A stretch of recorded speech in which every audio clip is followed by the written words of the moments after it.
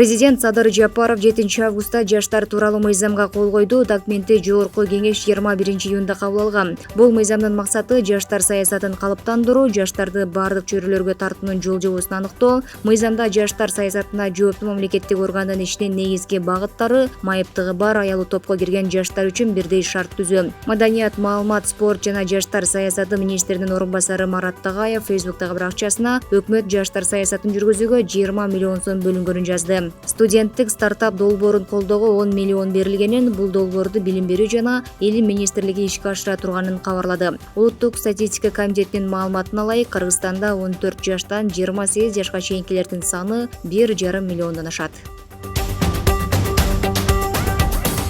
Түп районундагы селдин кесепетин жоюуга 103 куткаруучу тартылды. Бул тууралуу өзгөчө кырдаалдар министрлигинен кабарлады. Маалыматка ылайык, сел Каркар аймагынын Талды суу айылында 28, Корумду айылында 40тан ашык, Көчү айылында 24, жалпысынан алганда болжол менен 92 турак үйдүн короосун, жертөлөсүн жана ички чарбалык жолдорун, айдоо талааларын каптаган. Бүгүн аталган айылдарга күч каражаттар тартылып, тактоо жана табигый кырсыктын кесепеттерин жоюу иштери жүргүзүлүүдө.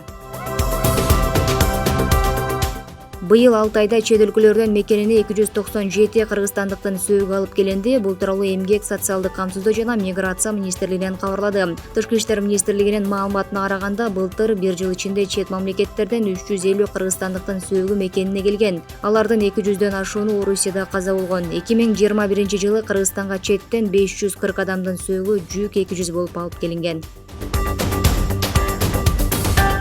Улуттук коопсуздук боюнча мамлекеттик комитети мекемелер аралык жумушчу тобу менен бирге Ош облусундагы диний жайлардын ишмердигин текшерди. Иш-чара диний чөйрөдөгү мамлекеттик саясаттын концепциясын ишке ашыруу боюнча жүргүзүлүп жаткан иштин алкагында 20-июлдан тарта башталган. Натыйжада 39 мечиттин жана 21 медресенин ишмердиги убактылуу токтотулду. 39 диний жана сыйынуу жайларына айып пул салынды. 48 мечитке жана 40 медресеге өрт коопсуздугунун талаптарын бузганы үчүн акты түзүлгөн.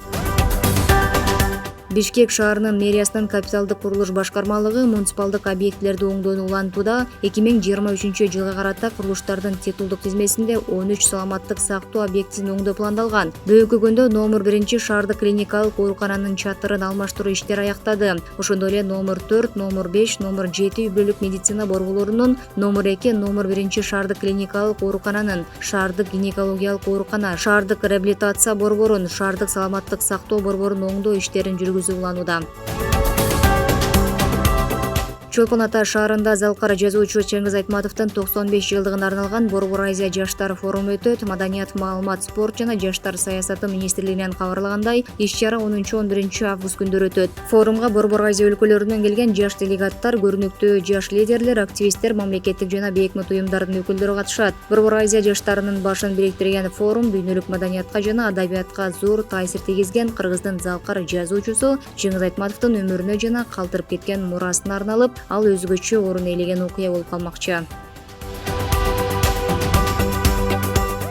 Барби комедиясынын авторлору тасма дүйнөлүк прокатта $1 миллиард ашык киреше тапканын айтышты. Барби азыр кассада 2023 жылдын эң көп киреше тапкан экинчи тасмасы болууда. Бир тууган Супер Мариолор $1 миллиард 35 миллион менен биринчи орунда турат. Буга чейин жарыкка чыккан бардык тасмалардын ичинен Барби прокаттагы ийгилиги боюнча 45 орунда. Барби режиссер айым тарткан эң көп киреше тапкан тасма болгону белгиленүүдө.